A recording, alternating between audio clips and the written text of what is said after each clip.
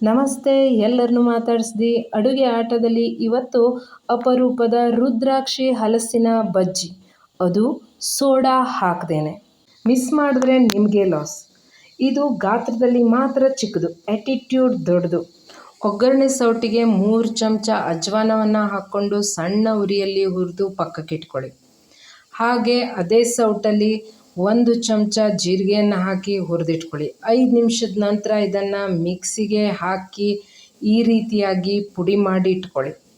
ನಂತರ ಒಂದು ಬೌಲಿಗೆ 2 ಕಪ್ಪು ಕಡಲೆ ಹಿಟ್ಟನ್ನು ಹಾಕ್ಕೊಳ್ಳಿ. 1/4 ಚಮಚ ಇಂಗು, ಹಾಗೆ ರುಚಿಗೆ ತಕ್ಕಷ್ಟು ಉಪ್ಪು, ಹಾಗೆ ನಿಮಗೆ ಎಷ್ಟು ಖಾರ ಬೇಕೋ ಅಷ್ಟು ಮೆಣಸಿನ ಪುಡಿಯನ್ನು ಹಾಕ್ಕೊಳ್ಳಿ. ನಾನು 2 ಚಮಚ ಹಾಕ್ತಾ ಇದ್ದೇನೆ. ಹಾಗೆ ಒಂದು ಸಲ ಚೆನ್ನಾಗಿ ಮಿಕ್ಸ್ ಮಾಡ್ಕೊಳ್ಳಿ.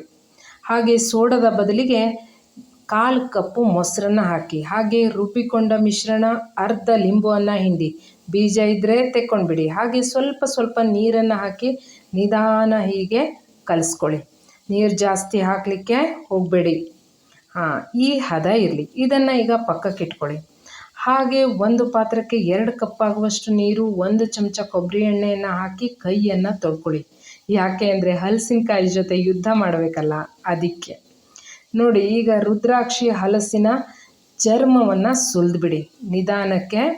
ನೋಡಿ ಮೇಣ ಹೇಗೆ ಬಿಟ್ಕೊತಾ ಇದೆ ಅಂತ, ನಾವು ಎಣ್ಣೆ ಮತ್ತು ನೀರಲ್ಲಿ ಕೈ ತೊಳೆದಿದ್ದರಿಂದ. ಹಾಗೆ ಇದರ ಮೂಗನ್ನು ಕಟ್ ಮಾಡಿಬಿಡಿ. ಈ ರೀತಿಯಾಗಿ ನಿಧಾನಕ್ಕೆ, ಗಟ್ಟಿ ಇರುತ್ತೆ ಸ್ವಲ್ಪ, ಅದು ನಾವು ಇದಕ್ಕೆ ಮೂಗು ಅಂತ ಕರಿತೀವಿ. ಹಾಗೆ ಇದನ್ನು ಸಾಧ್ಯವಾದಷ್ಟು ತೆಳ್ಳಗೆ ಕಟ್ ಮಾಡ್ಕೊಬಿಡಿ. ಈ ರೀತಿಯಾಗಿ ಸಾಕು ನೋಡಿ. ಹಾಗೆ ಇದರ 2 ಸೈಡನ್ನು ಎತ್ತಿಟ್ಕೊಳ್ಳಿ. ಚಿಕ್ಕದಾಗಿದೆ ಇದು, ಅದಕ್ಕೆ. ಹಾಗೆ ಕೊಬ್ಬರಿ ಎಣ್ಣೆ ಸವರ್ಕೊಂಡು ವೇಸ್ಟ್ ಬಟ್ಟೆಯಲ್ಲಿ ಕೈ ಒರೆಸ್ಕೊಬಿಡಿ, ಮೇಣ ಓಡೋಗುತ್ತೆ. ಎಣ್ಣೆ ಕಾಯ್ಲಿಕ್ಕಿಡಿ.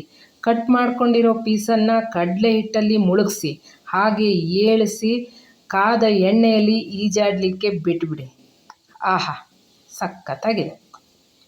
ಇದನ್ನು 2 ಕಡೆ ಚೆನ್ನಾಗಿ ಬೇಯಿಸ್ಕೋಬೇಕು. ಹಾಗೆ ಇದು ಕ್ರಿಸ್ಪಿ ಬರಬೇಕು ಅಂತಂದರೆ 2 ಚಮಚದಷ್ಟು ಅಕ್ಕಿ ಹಿಟ್ಟನ್ನು ಸೇರಿಸ್ಕೋಬೋದು. ನಾನು ಸೇರಿಸ್ಕೊಂಡಿಲ್ಲ, ಹಾಗೆ ಚೆನ್ನಾಗಿರುತ್ತೆ ನೋಡಿ.